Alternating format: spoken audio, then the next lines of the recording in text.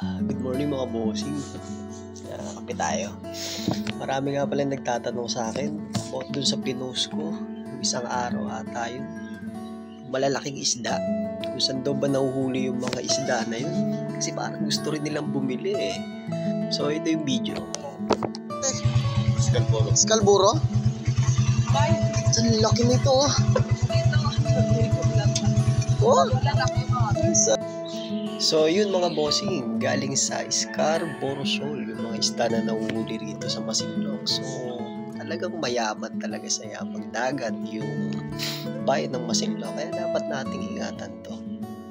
Almost 240 kilometers lang yung layo kasi ng ng Scarborough dito sa Masinloc eh. Kaya talagang pilit na inaangkin ng mga China yan eh. So yung mga nabibili natin mga isda dyan na malalaki sa palengke, dun din po galing yan. Yun yung natanong ko sa mga nagtitinda.